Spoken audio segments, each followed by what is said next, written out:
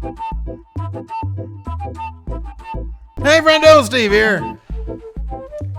And Larson. Okay, and welcome back to Going In Raw, the only pro wrestling podcast you can be listened to. Today is Money in the Bank Day. Oh, that's right. Very exciting. And we'll be doing a live stream of that. Or reaction live stream. We won't be streaming actual Money in the Bank. That's illegal. We talked about this, man. We're trying to grow the channel. Can we just show the pay-per-view? No, because that could be the end of Going In Raw channel. Woohoo. All Twitch right, streaming. Finally, my dream of becoming a barista comes true. Why should I just go out and buy the coffee and I can make it myself? Our live reactions happening today. Money in the Bank. Witness us sitting there, not doing a whole lot, sucking down Red Bull. I crushed this can for some reason. I crush it. Anyways, you know who else crushes it, Larson? Our Matt Chatters. Hell yeah. This is my favorite show. We get to kick back, watch a bunch of videos of our friendos, and have them, we task them with sending us questions and debate topics. Yes. So we're going to get right into it. We are. With Philly Flexer. Oh, with a hell of a shirt, too. Great wearing shirt. A shirt you can find at prowrestlingtees.com/goinginraw. Let's see what he has to say. Hey guys, it's your boy Philly Flexer here with my Matt Chat question of the week. And well, it's not really I saw like this. I feel like the WWE universe, we're kind of going into watching Raw and SmackDown with a negative view. Between everything that's going on behind the scenes and the practices of the company and stuff like that, it kind of feel like a stank is coming up on the company. Kind of like how Impact was when we was hearing about their business practices and not paying people and stuff like that. But with all that being said, I feel like that's what people are going into the shows and they're not trying to enjoy them anymore just because they know all the negative stuff that's going on behind the scenes. And so my question to y'all is, or the debate I have for y'all is, are WWE fans going into the shows just not really caring in the first place? They're just watching it just to watch it, just to see what crap they're going to put out, when instead they should be going into the shows trying to enjoy it. I don't know. Y'all guys tell me. Also, Larson, this is my favorite shirt. Peace out, guys. Thank you, Philly Flexer. Thank you, Philly Flexer. What hell of a shirt. Good-looking shirt. Fantastic shirt. Great shirt. You can get yours today, prowrestlingtees.com/goinginraw. I don't know, man. I don't know how many people care necessarily about. We're in a bit of a bubble. We're in an interesting situation. Our friendo community, by and large, and I think this can be said about a lot of, I would imagine it might be the same with Wrestle Talk, Cultaholic. I don't know. I think, people tend to gravitate towards media that might reflect their views. We have a certain viewpoint. We try to be positive, but we're critical when we need to be. I just think that the majority of the people, 2 million, sometimes a little bit less than 2 million people watching, I think they tune in because they want to tune in. I have a hard time believing somebody's going to flip on Raw going into it for 3 hours, knowing that, man, this is going to be a crap show. I don't really want to watch this, but I'm going to because they have to be completionists, or they have to keep up with it, or they want to hate on it. They're watching it to hate it. They hate watch it. I just don't think that it's a large percentage of people. I think that some do. I just don't think if you were to show me a pie graph and it said 2 million people watching Raw, what percentage of this? I can't believe it'd be over 10% going into it with a negative viewpoint, but I don't know. What do you think? I can speak from my own personal experience of late, because as you watch our Raw recap, you can tell I wasn't in the mood for talking about wrestling, talking about Raw. You were all so tired. You had a long trip. That may be the case, but you can't take the circumstances of people's lives out of the equation when it comes to how they consume and what they consume in terms of their televised entertainment. Mm-hmm. Here's the thing. I'm in a different position than most people because based on what I do for a living, I have to watch WWE's product. Mm-hmm. If I don't watch WWE's product, they're our main, it's the most consumed wrestling product in the world. Therefore, if we don't cover it, we're not catering to the largest possible audience. Therefore, we don't make money. Therefore, we can't do this for a living. Anyways, there is, and I can understand if I take myself out of my position, whereas I have to watch this. I cannot not watch Raw. You would have been one of the people who might have been in the 3 million people who used to watch it, but do not watch it any longer. 30%, potentially. But the people tuning in right now. Here's the thing. My attitude going into every episode of Raw especially is, based on what we've seen the last, 3 months at least, where seemingly the quality of the show at best uneven, certain weeks pretty darn lousy, I go into every episode thinking to myself, ugh. Mm-hmm. Not that I want to. I'm going into the show thinking, oh, this is going to be garbage. I can't wait to talk crap about it. It's based on what we've seen of late, my expectations are not high. I have to sit here for 3 hours and watch this, knowing there's a pretty good chance that it won't meet my expectations. But I never walk into my living room, sit on my couch to turn on Raw, wanting to see a terrible product in front of me. Yeah. I sit there hoping, saying, gosh, please don't open up another talking segment followed by a put-together tag match. I think they did that this week. They've done the last 3 or 4 episodes of Raw. Yeah. Please don't start the show that way. Yeah. Give me a reason to be excited about watching Raw from the very beginning of the show. Problem is, seemingly most of the time, they don't do that. And when they don't start the show off on a quality foot, it just brings the proceedings down. There's nothing about Raw on a consistent basis that sucks you in and makes you want to sit there for the full duration of the show. Not to say there's not good stuff that happens during the course of the Raw. There's always good things that happen in the course of any WWE's televised products. It'd be a good match, good segment, good promo, maybe several of them. But it's very rare that they sustained a certain level of energy or consistency across an entire episode of Raw. And I know it's tough. They got to write 3 hours of television every week just for Raw, another 2 for SmackDown, and so on for all their other productions. I know it's incredibly difficult to do. And I don't necessarily blame creative for whatever failings are happening, especially knowing that Vince is a bit of a madman and he'll change anything on a whim without thinking through how it's going to affect anything else. So, I mean, I can only speak from my perspective, and I can understand people. People would get jaded watching, in their estimation, underwhelming wrestling, and yet going into it every week, hoping this is the week they turn things around, only to find, not really. I don't know, man. I think that, I mean, yeah, I can only speak from my perspective. I would probably give it a shot every week, hoping that it's going to be good. I'd probably be one of the people who would, like, when there's a big 3rd-hour drop-off, I'd probably be that guy, because at a certain point, you just sort of tap out. But the fact that, I mean, this week it was at it was almost at 2.1 million in the 3rd hour. That means there's still 2.1 million people who are sticking through this thing the entire time. You got to figure that though a large part of those people are not going into the show thinking, oh boy, it's gonna be crap. I mean, look, let's be honest. We have to pay close attention to everything that goes on in wrestling, and we have to watch all the shows on the WWE network. We try to keep up with New Japan. We've got a lot of stuff going on. We are not indicative of the pro wrestling general audience. A lot of these people, it's just, man, I just had a long day at work. I'm going to come home and just check my brain. Honestly, when you check your brain for wrestling, there's not a lot not to like. It's like the 2 million people who watch Raw. I mean, how many of those people really give a crap that War Machine was War Machine, which is a way cooler name? How many of those people really care? They probably was like, wait a second, weren't they just the Viking Experience? These guys look pretty cool. I don't really think the vast majority. I think that our friendos, our people, the people that watch the show, that watch our show, that's a select group of people who have a real hot passion about wrestling.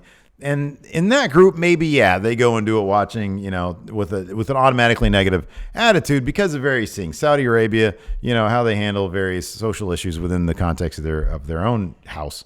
And of course, we all appreciate really good wrestling like NXT. I think the vast majority of people go there either to the live shows or tune in because they think it's fun. You don't really have to think about it too much. It might be cheesy, it might be corny, it might not be great. Man, I wish the Attitude Era was around still. Whatever their thoughts are, I think they go into it probably with just the same attitude you approach any other form of media with. Just, hey, this is interesting to me. I'm going to check it out. That's my take. All right. Next up, Cult of False Realities. Cult of False Realities. I was just about to say that. Take it away, Cult of False Realities. What's up, guys? Cult of False Realities here. Back with another Matt check question. And this one is probably going to be somewhat of a downer. My question is actually about Vince and some of the behaviors of the superstars that's been going around for a while. And, Vince, he seems like someone that, he may not like controversial stuff, coming from his talent, but he kind of pushes, a lot of people that do that. And we've been seeing that a lot with Lars, but we even seen it with Hulk and even people back in the day. So my question is, do you think Vince is like stuck in his own ways and doesn't really see a problem with it personally, but when it comes to a financial state, he has to like put something out? We've seen so much stuff, even with the whole Kofi thing. I feel like he probably didn't want to have him as a champion. And, even just having The Rock as a champion, he was probably just like, oh, he's somewhat black. We can just put him out there. But all the stuff with Lars and, seeing him bring Hulk back do you think he's just stuck in these old ways of thinking? I don't know. Too sweet, hearty handshake. Thanks, guys. Thank you, Colt, the false realities. There's one thing Vince cares about. And there's really only one thing Vince cares about. Let me take a guess. Money. Yes. Yeah. What did Meltzer call him recently? A man of no morals or something like that? It's so matter of fact. Yeah, he pretty much says he's a man completely lacking a moral fiber. I don't know Vince. I don't know how true that is. The evidence I've seen before me is that he only cares about one thing: making money. Let me ask you this though. If his company was like it is now, not threatened at all of going out of business, but there was another business out there that was 3 times his size, would that bug him? You mean another wrestling company? Yeah. Yeah. Okay, so he cares about money, but he also cares about validation. Stroke. I think He cares about being top.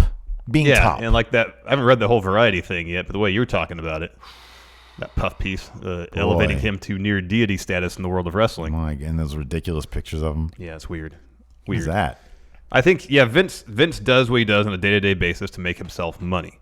But yes, he does care about having influence. He does care about being highly esteemed. The end-all be-all in wrestling. I'm sure those things are all very important to him. Yeah. But more than anything else, if talent backstage or on social media behave a certain way, and we may not agree with it, so long as it doesn't cost Vince a dime, I think for the most part he'll turn a blind eye to it. If it comes to the point where sponsors are going to pull out because someone's doing something, or something along those lines, then he'll pay attention to it. I think we live in a time where actions more and more have consequences, and you can't have the kind of culture in the locker room, in the business, that you had 20, 30, 40 years ago. You can't. Like, it's not, nobody's going to put up with that shit anymore. They're just not.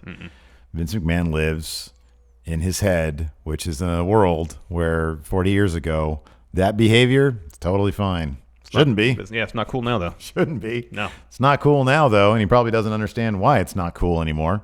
But he reacts to people complaining about the company whenever it missteps, or individuals misstep. Okay, well, what is going to get rid of them complaining about this? And then he does whatever that is. Well, fine Lars $100,000. Okay, that's fine. Well, just look at the Fabulous Moolah Battle Royal thing. That's all you really need to know. Yeah.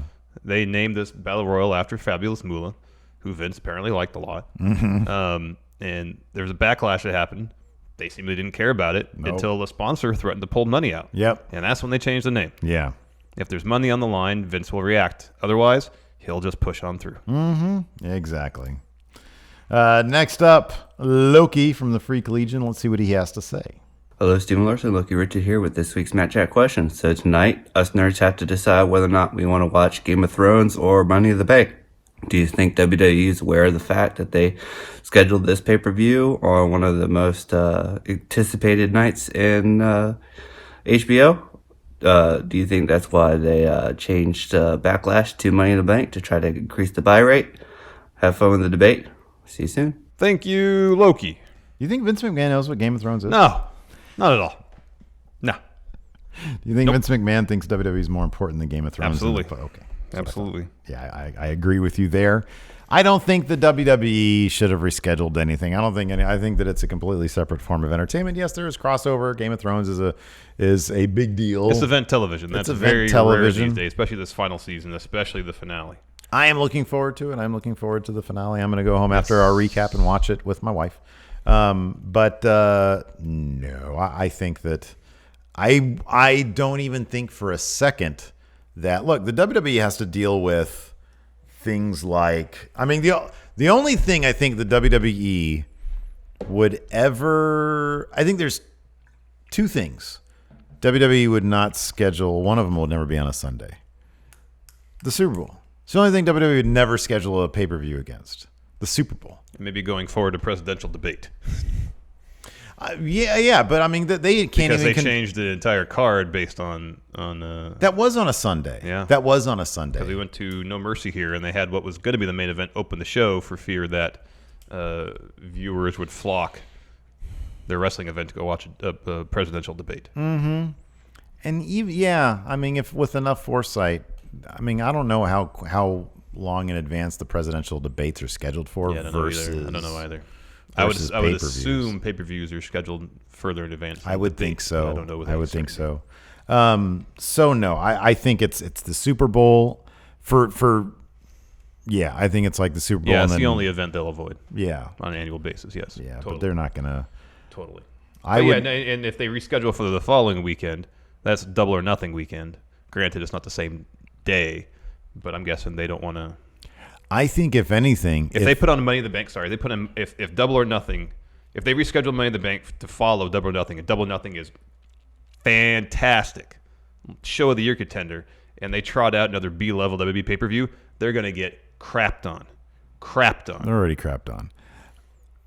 But you're gonna see right there, and from one day to the next, you have your competition, All Elite, which is put on a marvelous show. It doesn't have marquee names though. And WWE has marquee names. You know, Chris Jericho. The more I think about it, they need to put that first title on Kenny Omega. They really They very well might. They should. They really should. Or Chris Jericho. Maybe. No, Pac's getting it. It's got to be Kenny. I don't know what I was talking about. Pac, put on Pac. Anyways, I think if anything else, WWE would consider before they would ever consider moving it for Game of Thrones or some other non-wrestling thing.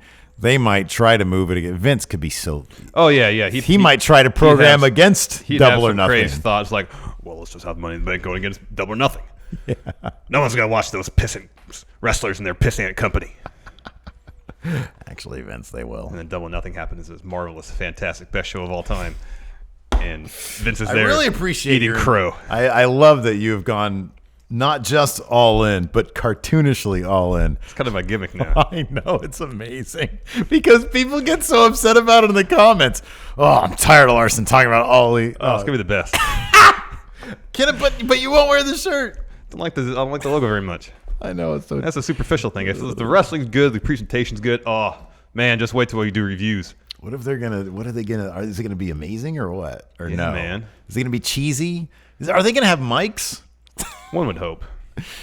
Giona Lili, number one. Let's see what he has to say. Hey there, friendos. This is Jacksonville's number one Matt Chatter, Gion Halili, bright and early here in Jacksonville, Florida. My Matt Chat question for this week is jump the shark moments. What was a jump the shark moment in wrestling that made you go, like you had to force yourself to keep watching? In a way. Steve, you've got WWE. Larson, you've got WCW. Let me know your thoughts. How do we keep pushing forward with this crap Monday Night Raw? That's not a match out question. I'm just vocalizing my frustration. All right. Peace out, friendos. Thank you, Gion. You go first. I mean, there's any number of jump the shark moments for WWE. I mean, the entire women's division from like 2005 to 2014, for one thing. I'm going to go with this, though. The first time I watched WWE, and I was like, oh, I don't know if I even want to watch anymore. And I think I kept on watching because what else am I going to do? But like it was the invasion angle. I was like, what? Sean O'Hare? Mark Jindrak? What is that crap?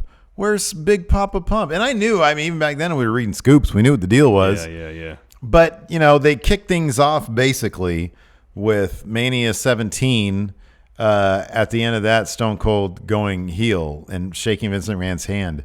And I remember thinking to myself at the time, I can't think of a weaker thing you could have ever done to Stone Cold than to have him shake McMahon's hand and ally himself with a guy that he's hated for so long. I can't think. You literally just assassinated his character right there on the spot. Yeah. And I was so over it immediately because I was like, what do I care now? Yeah. I don't care about this guy anymore. Yeah. And then that certainly was a blunder. I love Booker T. Oh, I think he's great. But it's like him and Mike Awesome. And then, Jindrak, O'Hare, DDP was stalking Kimberly. No, Sarah. Kimberly is his wife. Yeah. And it was just, I was like, it was the first time that I really saw them stumble big time, and it just sucked. Yeah. And I thought about quitting, and I don't know if I actually did. But, God, there's any number of things. When I first saw The Miz, I wanted to drop out. Wow. I honestly thought I was like, wait, you're going to pull trash from MTV Real World stuff? I don't want to watch this crap. Wow. No, I love The Miz. I think he's great. Yeah, he's and great. we met him. He's fantastic. Yeah. Finger poke of doom, man. WCW. Really? Yeah. I thought that was great. Get out of here. Here's the thing. So this is already, I was watching, it was the days where I would get the order right, because Nitro would air live on the West Coast from 5 to 8, and then Raw would be from 8 to 10, I believe. So it worked out, so I didn't have to choose. I could watch both of them. Yeah. Which was great. Usually I'd tape one, and so I could watch it later, something like that. Didn't you just go to Jeff's house on Monday nights, right? Not all the Mondays. We go sometimes. A lot of Mondays. Yeah, sometimes we go. Yeah. And so I never had to make that choice between watching WCW or WWF. I watched it all. Anyways, Finger Poke of Doom was like early 99, right? Or 98. 99. It was against Foley winning. Foley won in 99. Yeah, early 99. And so WWF was already the more interesting. It was January. It's January? Yeah, it was already the more interesting product at that time. But here's the thing. I really liked NWO Wolfpack. I thought they were great. Yeah. And like Goldberg was cool and all, but I was a Kevin Nash fan. And so when he beat Goldberg for the belt, part of me is like, oh, that's cool. Weird they ended Goldberg's streak. Weird that Scott Hall got involved. Doesn't make a whole lot of sense because he and Nash were at odds at the time. But okay, I like Nash. He seems, he's, Big Daddy cool. It's all great. And so the next night or 2 weeks later on Nitro, whenever it was, when that happened, I'm like, what the hell is this all about? Wolfpack and NWO Hollywood don't get along. Yeah. This is lame. And you insult the business like that, doing that and taking the fall? Lame. And I remember watching that thinking, what the hell is this shit? You know what's funny? I kind of remember having like a wait and see approach because I saw it and I was like, well, this doesn't seem that cool, but I really like all these people and I think it's cool that they're all on the same page. But what are they going to do now? Like I do remember thinking like, well, this isn't that cool, but they seem happy or something like that. But then there's two, because like Shivani. It didn't make me want to change the channel though. Oh, it did me. I just knew that WWF was like way cooler. Yeah, they were way cooler. And when Shivani gave away the end to the Foley match, I'm like, oh shit, that's happening tonight? Man, I can't wait to watch that on Raw. Yeah. And so I got to watch Raw right afterwards. And when Foley won the title that night, I was like, hell yeah, this is television. Oh, I remember that being a real This is captivating, interesting television. Yeah. And not that I stopped watching WCW at the time, but I was like, there's no doubt in my mind which organization is the premier wrestling promotion in the United States. And right now it's firmly WWF. Maybe I think I was disappointed by it. I don't know. It's like, what the hell is this trash? This is just trash. I think, you know what it was, man? I think it was more like, because that's really what at that point, especially at that point on, WCW just turned into what stupid shit are they going to do this week? And eventually that ran out. it turned into, why am I even watching this anymore? Well, it was a situation that felt like, and you hear Kevin Nash talk about it, how they wanted to give Goldberg a real, like, serious adversity to overcome to get that title back, not just having to defeat Nash, but having to defeat the entirety of this reconstituted NWO. Yeah. And they had that bit where Goldberg punched through the car window and tore up his wrist, and that never happened. But it really felt like, from the birth of the NWO for a couple of years thereafter, like it was WCW that was proactive, trying new things, kind of pushing the boundaries of what pro wrestling could be. And it was, for the longest time, it was WWF that was the reactionary company with like the Nacho Man and Huckster type stuff. And then at a certain point, once WWF went all in on the Attitude Era, it kind of flip-flopped, where WWF became the company that was being very proactive, really pushing the boundaries, really trying new things, coming up with interesting storylines. And by that point, it felt like WCW was kind of spinning their wheels. Like, we don't really know this NWO thing. It was super popular for a while. And then it's turned into a completely reactionary endeavor for them from that moment on. Yeah. I was just looking at some of the pay-per-views around that time, and if I remember, like, still tuning in at that point. Because back then, I mean, look, we were 21, 22. Mm-hmm. It's like, we're not really doing anything else. We were in, at that point, we were in L.A., weren't we? It wasn't until, yeah. Yeah, we were in L.A. Yeah. So, back then, we were like doing nothing else. Mm-hmm. So I think we were still watching. Oh, yeah. The attendance was like huge, but like Slamboree 99, which was in May, had over 20,000 people in attendance. Spring Stampede, which was April, had 17,000. What was the main event of that card? That was DDP versus Ric Flair, Hollywood Hogan, and Sting in a fatal four corners match for the championship. Randy Savage was guest referee. Flair had the belt by then, huh? Goldberg beat Kevin Nash. Scott Steiner versus Booker T. Yeah. I don't know. I don't know exactly when I think I changed the channel in WCW closer to like 2000. Certainly when Jarrett got there in like mid 99, right? Yeah. Like June or something like that. I think once he showed up, that was the beginning of the end for me. Yeah. Because also that was when Russo came over. Yeah. And I think I was that's when I kind of really phased out WCW. But that, like this, the finger poke of doom was really like that pivot point where I'm like, really, this is how you're going to, WWF's doing all this cool stuff over here, and this is how you're going to react to it? This is your counter to that? I remember thinking Goldberg losing was really lame just because of how they did it with the cattle prod. Mm-hmm. I was like, oh, that's so cheesy. It's just so cheesy. Yeah. Yep. Next, we got a question from Rich. Friendos, Rich here, Matt Chat question. Trying to get this into you quick. I lost track of time while doing yard work. Is it right for them to repeat promos from one show to the next, like every single week, like Roman Reigns stuff and things like that? And also, my main question is, when are they going to get over the fact that squash matches are out of date, they really don't serve any more purpose, and they're just boring wastes of time? With Braun Strowman, with Lars Sullivan, with many others past, and many others are probably going to do, I just don't see it as a huge benefit. Thank you, Rich. No, it's not good to repeat promos. We saw The Miz essentially repeat the same promo between Raw and SmackDown this week, and all I could say was, that's pretty much the same promo. Yeah, they kind of ruined virtually the same promo. The wild card rule might have screwed some of SmackDown. Are they just gonna do this every week and repeat the same stuff? Yeah, it feels like hey, let's do the good stuff we normally do on SmackDown on Raw now, and then just in case there's a few people who normally watch SmackDown who aren't, we'll just kind of repeat the same stuff on SmackDown just to make sure everybody gets to see it. The writing staff is just one giant glob of 37 people. Mm-hmm. There's too many cooks in the kitchen. Anyways, I love squash matches, Rich. I don't know what you're talking about. Can't stand them. Baby. Can't stand them anymore. You know why I like squash matches? Because it always introduces me to new local competitors, and I love seeing local competitors. That's my favorite thing. If you want me to feel like someone is dominant, booked like a monster, I'm going to kind of contradict myself. For the longest time, I said Asuka's first match against Emma should not have been as competitive as it was, and I stick by that. You can have a competitor dominate a match without having to be a 2-minute squash match. I feel like if you really want to show off the full breadth of somebody's talents. You can't really do that in a squash match when they get 5 moves off a finisher and the match is over.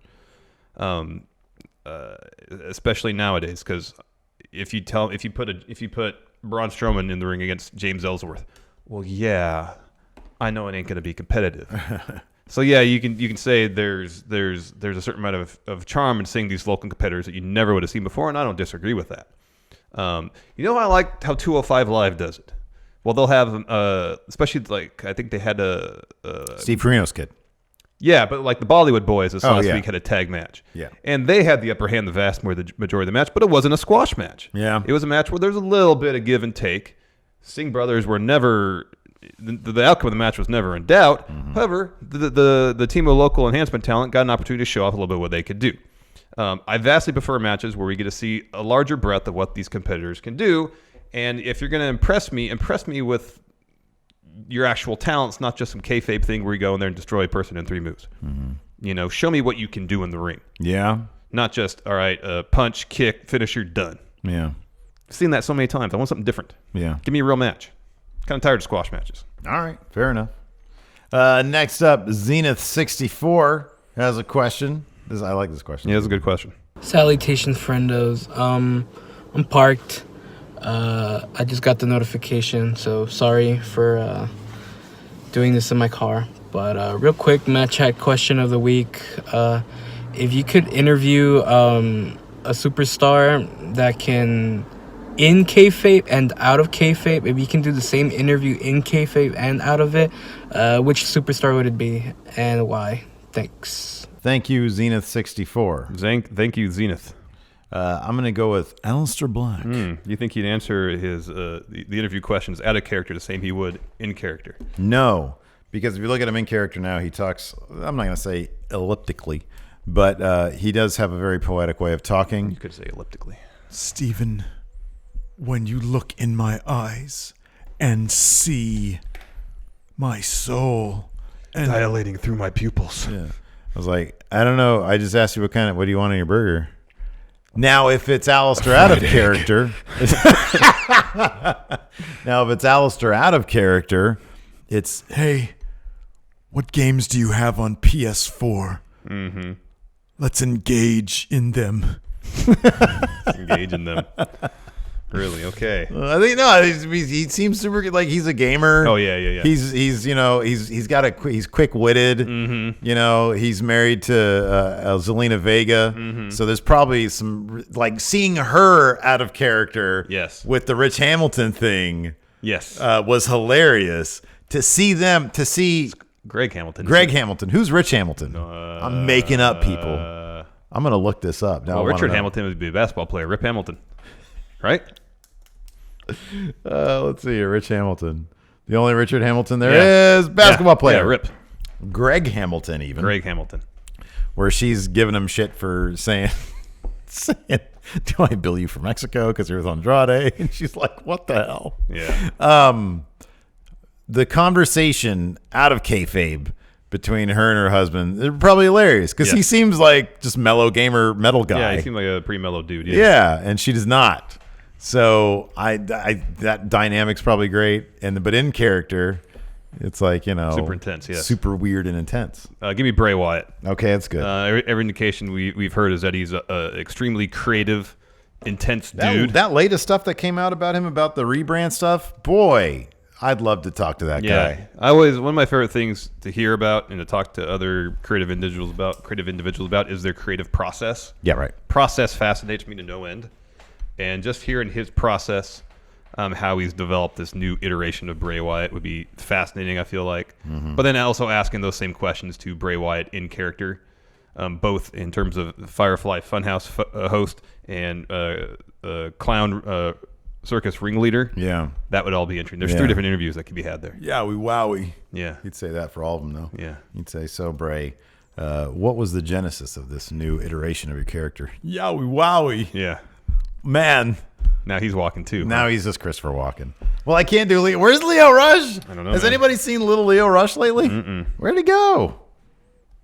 Oh, no. Yowie wowie. I think he went home. Yowie wowie. He went home. Pretty sure he just went home.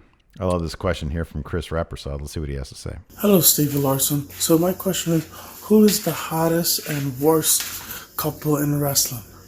I'm going to go with Gargano and Candice as the best and the great couple. I think the worst will be Alberto Del Rio and Paige, in my opinion, because I don't like Alberto Del Rio. You guys choose who you think is the best or the worst couple in wrestling. Thank you, Christopher. Thank All you, right. Christopher. I cannot compete with this answer. You have it completely correct. Oh, I do? Yes, you do. It's Killer Cross and Scarlett Bordeaux. Holy moly. If there's any couple that, oh man, they probably look amazing.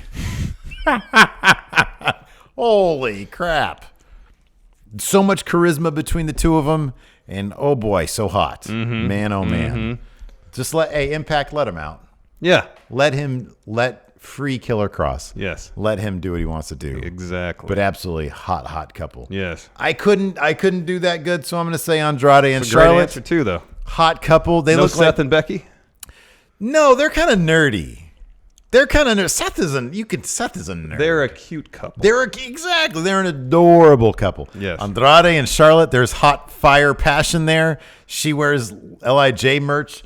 There was that weird one weird picture of Andrade with Charlotte's hair kind of in the frame at the lower end of it. I don't know what was going on there. I kind of think that maybe we saw Andrade's face. So anyways, very hot couples all around. Who's the worst couple? I don't know, man. I mean, okay. How about this? Instead of the worst, because I think another highly adorable couple, but maybe one that I wouldn't necessarily want to be in their position professionally right now as a couple would be Nikki Cross and Killian Dane. He's not on TV. He might be going back to NXT. She is maybe a normal person on camera now. But in ring, still kind of crazy. I don't really know. So there's a lot of uncertainty there. Going along that same line, as far as a lot of uncertainty, Peyton Royce and Ty Dillinger. Oh, yeah. He's out of WWE now. He's doing the independent thing. She's a tag champion. She does. How seem often to do they be- really see each other? Yeah, she does seem to be really into him, though. Yes, but yes, maybe sometimes on like Facebook, for example, the couples who are most effusive about each other, maybe the ones that it's not going great. I don't know. I've seen a couple divorces go down on Facebook, and right before them, it's like, oh, I can't believe this person's in my life. They're so amazing. That's why when me and Lacey are on Twitter, I'm just like, hey, you suck. She's like, no, you're crap. That's why I don't really interact with my wife on social media. Exactly. So If everything's fine. If I have something to say to her, I'll go to her and say, hey, I'll go in the next room. you're great. But if like there's a video on the Dodo of like rescue dogs, I'll hit up my wife and say, hey, look at this, because it's on the platform. Yeah. But yeah. Or maybe the worst couple in wrestling is Linda and Vince McMahon. Oh, there you go. Yeah, I don't know if I can argue with that. That's probably the worst one. Next, got a question from Willism. Hey, Stephen Larson, it's Willism coming back at you with another Matt Chat question. So this week, my question for you guys is, let's say Jon Moxley and Joey Ryan are both going to AEW. How would you book that as a marquee rivalry? And I only see it as because, you have Jon Moxley or Dean Ambrose kind of being like, I'm done with this hokey shit. And you got Joey Ryan, who's the king of hokey shit. And he actually has some sweet merch that has that. Anyway, how would you book that? Steve, I want you to take... Let's say you take Joey Ryan, and Larson, you take Jon Moxley. How do you have those two contrasts? Because I think that there's such polar opposites that they could actually make it work. You can have, Joey Ryan coming in there with his hokey shit, which is hilarious and awesome and a good time. But then you can have Jon Moxley coming with this sort of semi-serious, semi-bitter personality that is maybe mad that he has to be paired up and, has this rivalry with Joey Ryan. Anyway, you guys... I'd like to see how you book that rivalry. Thanks. Too sweet. Hearty handshake. Take care, fellas. Thank you, Willism. Well, I feel like Jon Moxley, Dean Ambrose, he's back out on the independent scene. Well, not yet. He's got a movie to make first. Lots to prove, let's say, in this world here. All right. Lots to prove. Joey Ryan, says, hey, man, I'm the gatekeeper around here if he goes to All Elite Wrestling. So you got to go through me. And Mox is like, well, I'm a deathmatch guy, but I know you got the dong thing. So, let's have at it. Well, anything anybody does, Mox thinks he could do better. All right. That's his thing. Gotcha. And so Joey Ryan, of course, known as the master of the front area, Mox thinks he has a better front area. So he starts trying to do the penis plex, you're saying? Yeah. And then he just tries to start like banging people better than Joey Ryan maybe bangs people. Instead of putting the lollipop in his taint area, which is where I think it goes, maybe he sticks it right in his bum. Yeah. And then takes it out and tries to put the duty lollipop in people's mouths. And come on, don't be a little bitch. Just put it in your mouth. They're like, no, that's got your duty in it. Wow. I don't want that. I'd rather have a taint lollipop with potentially some cubes on it. Yeah. I don't know. Where do you go with that storyline? I do the inverse. We've seen Joey Ryan be in some sort of a comedic deathmatch situation. I saw something on Twitter where he took a barbed wire bat or piece of wood to the front area and deflected off. Oh, nice. Because his front area is that strong. And that's what it's got to be. You have Mox trying to use his strength against Joey's strength to see who's got the stronger strength. More strength, yeah. Yeah. Okay. Yeah. I like it. That's good. Next up, Emilio has a question. Let's see what he has to say. Hey, Stephen Larson. So with the whole wild card thing going on and the SmackDown tag team division going weird, going bad right now, but the champs, I like the team, Eric Rowan and Daniel Bryan. They're good, so keep them. I'm saying you should take away the Raw Tag Team Championships and replace them with 6-man Tag Team Championships. What do you guys think about it? I think it would be a good idea because it's something new. It resets that whole division of Raw, and since the wild card thing is going on, and you could defend on both brands, might as well. So what do you guys think about it? Thanks. Goodbye. Thank you, Emilio. Sure, why not? Get rid of him. Do a trios title, something different. And if you want to, you can. Actually, what they should probably do is do the opposite: is keep the Raw tag titles because the tag division on Raw is stronger, and then on SmackDown do trios titles. Yeah, because the Raw tag division is pretty good. You don't want to mess with that dynamic. It's solid. So do this. Just get rid of the SmackDown tag titles. Have WB tag team titles. If you want to, you can do cross brand because it seems like we're heading that direction anyways. Is wild card stuff. Ooh. And do trios titles, something different. I just think you should throw one of those tag titles in the trash. I don't care which one. Just have one WWE tag title. Here's the problem with trios, man, is that look at, for example, Ring. Who cares? That's the thing. Look at the precedent. Who cares about any of those trios titles out there? Ring of Honor has the 6-man titles. Those are ugly, and nobody cares about them. Go over to New Japan. Who even is the trios titles holders over there? Maybe Bullet Club? I don't know. Yeah, I think Bullet Club still has them. Who knows? And nobody cares about them because there's 3 sets of tag titles, junior, heavy, and trios. There's just way too many. Nobody's going to care about them. Nobody cares. So literally throw the SmackDown ones in the trash and then have the Raw tag team titles, who, isn't it Hawkins and what's his face? Ryder, yeah. Have them fight Rowan and Bryan. And see who's going to be real tag champions. Imagine the matches between Rowan and Daniel Bryan and War Machine. I know. Man. That's what I'm talking about. Just Yeah. make that wild card. Man, Wild that's card great. the tag titles. There you go. Next, AO Worm. Take it away, AO Worm. What's going on, Matt Chat? It's your boy AO Worm here with another question. I know it's been a while, but I'm back, so let's get it. All right, Steve Larson. So, which pay-per-view would you have rather watch / see in person? Lockdown 2009 or Hell in a Cell 2009? With this video, I sent you guys the match cards and the link for the TNA Lockdown 2009 pay-per-view. So which ones would you guys have rather have seen in person or seen when it first came out? All right, guys, take it easy. Too sweet. Hearty handshake. I'm out. Thank you, AO Worm. Thank you, AO Worm. All right, and we'll go match by match and see which one has the advantage here. Okay. So, Hell in a Cell 2009. We won't include the dark match because I don't think it actually broadcast. Hell in a Cell 2009 kicked off with a World Heavyweight title Hell in a Cell match between Best in the World CM Punk and Dead Man, Undertaker. I put you down. Whereas Lockdown 2009 kicked off with 2009 or 2010? 9. Kicked off with a X Division title elimination escape match. Hold on, stop. You're going too fast. Well, I have it all right here. Suicide. I don't want to look at your freaking thing, man. We just listen. Suicide versus Abdul Bashir versus Consequences Creed versus Jay Lethal versus Kayoshi. Why does my... Oh, okay. You got to give the edge to CM Punk and Undertaker, right? In a Hell in a Cell match? Right? No, you know why? Because that's the match that CM Punk got punished for. How long was that match? I don't know. Hell in a Cell 2009, is it? Yeah. He got punished. What did he do wrong? Was that when he wasn't dressing like a champion backstage? 10 minutes, 24 seconds. Undertaker beat him. And after that, like 2 months after that, CM Punk was working dark matches. Oh, okay. Yeah. Well, all right. I guess the X Division match wins.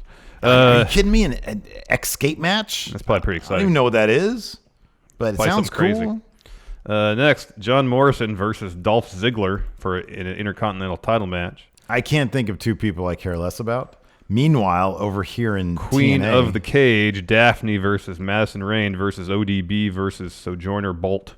Who is Sojourner? I don't know. Oh, that is. I'm a big fan of ODB, though. Mm-hmm. And I really like Daphne. Yeah, Daphne was pretty good. And I like Madison Rayne. All right, Edge goes Queen of the Cage match. So far, 2-0 TNA. 2-0. Next, Divas title match, Mickie James versus Alicia Fox. Over on TNA, we have IWGP Junior Heavyweight Tag Team title Steel Cage doesn't three-way matter. match. That wins. Motor City Machine Guns versus No Limit. Wow. Versus LAX. Yeah, that one gets the upper hand. Man. 3-0. Lockdown. You get Naito in this pay-per-view? Hell Get yeah, man. out of here. Next, Unified WWE Tag Team title match. Jericho taking on Batista and Rey Mysterio. Okay, so that's a quality lineup. Meanwhile, over here we have Matt Morgan versus Abyss. In a Chamber of Blood match. I mean, that sounds cooler than it probably is. Yeah. Unless maybe it's awesome. I don't know. I'll give the edge to WWE. Yeah, I'll go ahead. There's a lot of star power. 3-1 WWE. Next, WWE Heavyweight title match, Hell in a Cell match. Cena versus Randall Orton for probably the 12th time at that point. That, I think, instantly loses. However, over here we have a 6 sides of steel cage match for the TNA Women's Knockout Championship. Angelina Love, Awesome Kong, Taylor Wilde. I like Awesome Kong. Yeah, Awesome Kong's great. I think she's booked stronger than Cena and Orton. So I give it to Awesome All Kong. right, 4-1 TNA so far. Yeah. Next, singles match, Drew McIntyre versus R-Truth. They're going against TNA World Tag Team title match and an IWGP Tag Team title street fight. You have the TNA champs, I believe, Beer Money, taking on, I guess, the IWGP Tag champs, Team 3D. There's a lot of titles. There's a lot of star power. You got to give the edge to TNA here. Did you know that Team 3D were New Japan champions? I guess not. I had never known that before. Mm-hmm. That's crazy. Although I kind of vaguely remember them scanning through some old New Japan cards and saying that they were on the card at least. You know how they do that awesome thing before heavyweight title matches in New Japan where they show all the IWGP? Yeah, I know. I wish they would do that before every title I know. match. I want to see all the freaking champions. Agreed. Next, U.S. title match. So we agree there. It's the TNA. Yeah, 5-1 TNA. U.S. title match. You got Kofi taking on Jack Swagger and The Miz. That immediately. And against a lethal lockdown match, which sees Team Angle, which is Booker T, Kevin Nash, Kurt Angle, and Scott Steiner. Nash. Taking on Team Jarrett, which is AJ Styles, Christopher Daniels, Jeff Jarrett, Samoa Joe.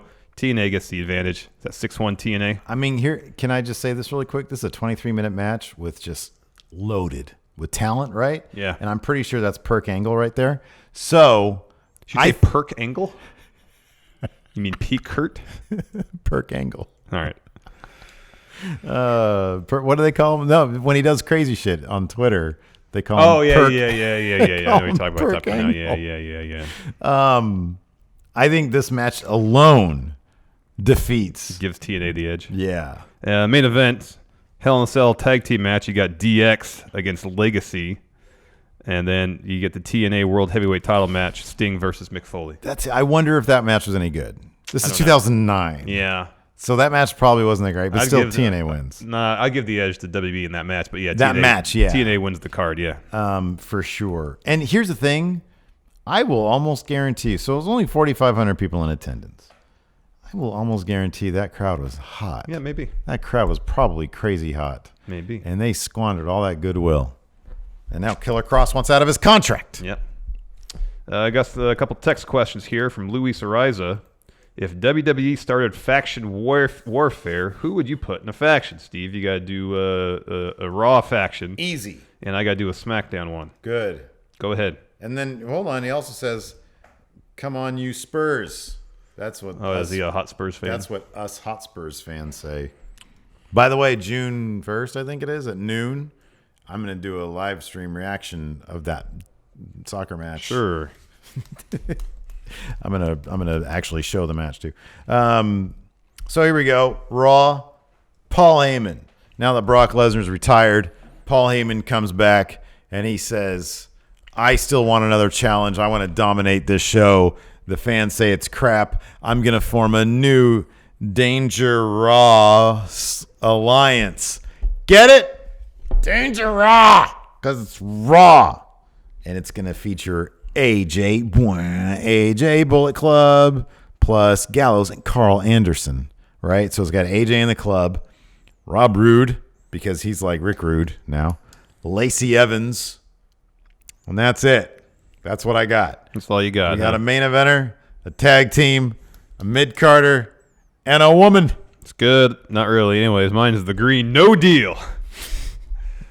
So you start with the foundation. You got Daniel Bryan and Rowan. Can you please give credit where credit is due? Yeah, you dubbed that. That was a good name. Okay. You got Daniel Bryan and Rowan. They're the foundation. Good. Daniel Bryan, the leader. You got Luke Harper. Mm-hmm. So Rowan and he could reform Bludgeon Brothers, but they're not Bludgeon Brothers anymore. They're the True Buds. Oh, nice. True Buds. Nice. You got the Troubadour, who will sing literally the praises of environmentalism and green living. Yeah, Elias. Mm-hmm.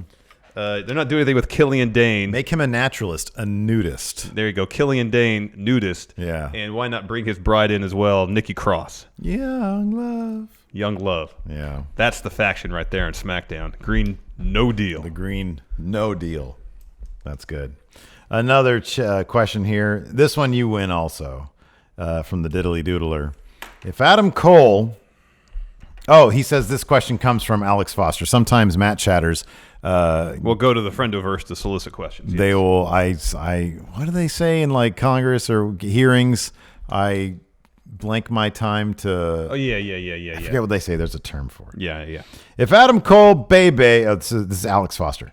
If Adam Cole is the son of Michael Cole, what other parent-child relationship should there be to compete with them?